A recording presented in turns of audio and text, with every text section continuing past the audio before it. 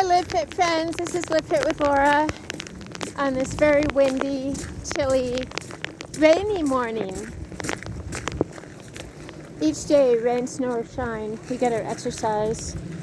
Each day, rain, snow, or shine, we are grateful for the day. Each day, rain, snow, or shine, we continue moving forward to those things that lie ahead, putting behind us those things that lie behind. Each day, rain, snow, or shine, we live well. We live well because we want to leave a legacy of hope. We live well because we consider life as sacred. As you can see, it's very windy. I'm wearing layers. I got my hat. I'll show you what I'm wearing. These rain boots. I got these at the Goodwill for about $6. I've got tights on. I've got a raincoat. I did invest in a good raincoat. I was wearing the same raincoat for 20 years, and then it no longer was waterproof. So we invest in a good raincoat, knowing that it will last us a couple of decades. And underneath my raincoat, I have a sweater. So, Living Fit with Laura, we dress for the weather, no excuses. It is so invigorating to get outside. It is so invigorating to move our bodies. We are meant to move our bodies. We are meant to move our minds and our souls. We are not meant to sit. Let's talk about that for a minute. When we sit mentally, we get stuck. We get stuck and we regurgitate our past. When we sit physically, we start to have joint problems. We are overweight. With obesity, there are a myriad of other issues. We don't enjoy life. We see food as a solution, and it's not. Food is simply to fuel our bodies. Exercise is the most underutilized antidepressant. It is a fact that exercise, not aggressive exercise, range of motion exercise, a brisk walk, stretches, calisthenics, is a major antidepressant. Why? Because the blood is circulating in our bodies to our brains. We're getting the oxygen that we need. We feel better about ourselves. We feel alert. And food is the most utilized, very poor, ineffective antidepressant. People think that overeating or eating junk food all the time will cure, quote unquote, depression. Comfort food, in other words, junk food, is not really comfort food. If we eat junk food every day, we feel ill. I want us to remember that we never legalize or villainize foods. When we do that, we get really messed up about it and we start to focus on it.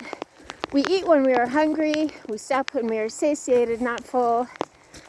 Our bodies will tell us what we need. For example, those keto plans or those rigid diet plans that tell us no fruit. I've tried those. I don't know why I keep trying them. And I get very, very depressed because our bodies and our brains need carbohydrate. I have a very demanding job. My brain needs sugar in order to work.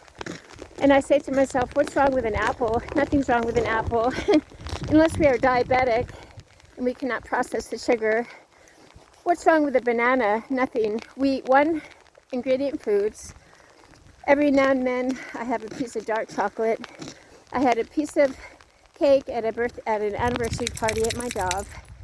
We do not villainize food, otherwise we get really distracted and obsessed about it, and we get off track because that's not what life is about. What is life about? Living well, seeing the beauty in each day, whether it is rain, snow, or shine, or cold. What is life about? To enjoy the peace that passes all understanding, not because of circumstance, but in spite of. We have the peace that passes all understanding. We stand on a rock. We are staying stable, serene, and strong, not because of circumstance, but in spite of. Think about that.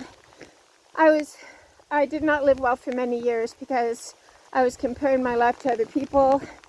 I had believed that success meant having a six-figure income and having all this stuff. And I was unhappy because I felt like I was missing out. I felt like I was getting the raw deal, and I felt like I was not a success in my life. What is being a success? Is it having a lot of stuff or having a lot of money in the bank? Not necessarily. I'm not saying that having a lot of money in the bank and having a good paying job is a failure. No, what I'm saying is the most important thing is love. If we do not love ourselves with a healthy self-acceptance to the point where we are able to freely love others and generously give of ourselves in friendships and listening to other people, we are living a very self-absorbed life, and a self-absorbed life is a very small life. I'm getting very soaked here. We must continue moving forward to those things that lie ahead, putting behind us those things that lie behind. We live with our mind off ourselves because it is a big, beautiful world, and we want to touch other people's lives. We live with our mind off ourselves because living a self-absorbed life is a very small life, and it is a bottomless pit. It is a sinkhole to be self-absorbed. That is why I encourage us to stay away from the hot topics, the hot button topics, in which our culture teaches us to engage in. I've talked about gender transition topic. The reason I feel so passionate about that is because that is a situation where a person is 100% focused on themselves, on their sexuality, on their gender, and I don't care if you have surgeries or hormones. It is a biological fact that male cannot become female, female cannot become male. That's just a fact. So we want to disengage ourselves from those types of issues in which it is 100% self-focused. We don't want to focus inward, we want to focus outward. I'm getting very soaked here. Let's say the prayer with me. Lord, I will not live in want today. I will not curse, criticize, or condemn my life. I will live clean in thought, word, and deed. I will get out and get my exercise. I will eat when I'm hungry, and I will stop when I'm satiated. I will find joy in this day, because today is a gift. Today will never come again. I will not have a pity party picnic for one. I will be joyous for what I have. Remember, when we get into a funk, we take a step back and ask ourselves, are we focusing on what we think our lives should look like? Are we comparing our lives? Or are we, is there an issue that we can have some control over? If we answer those questions, I always find that when I am in a really sad mood or bad mood, I'm comparing my life, number one. Number two, I am thinking my life is not what it quote-unquote should be at my age. And number three, I'm not realizing my blessings. What are our blessings? Life, the gift of life. We are alive, and that is a gift. We are alive, and therefore we will look to the heavens, we'll get outside, we'll thank our Creator, Creator of the heavens and the earth. I'm going to put my phone away. I'm getting quite soaked. Let's get our exercise. Rain, snow, or shine, we get our exercise. Have a wonderful day with me. Getting and staying stable, serene, and strong. With our mind off ourselves. Staying out of the little me bubble. Not worshiping ourselves or people, places, or things. Only worshiping our Creator, the Creator of the heavens and the earth. The Creator of our lives. With gratitude. Awesome. I'm proud of you. Keep it up.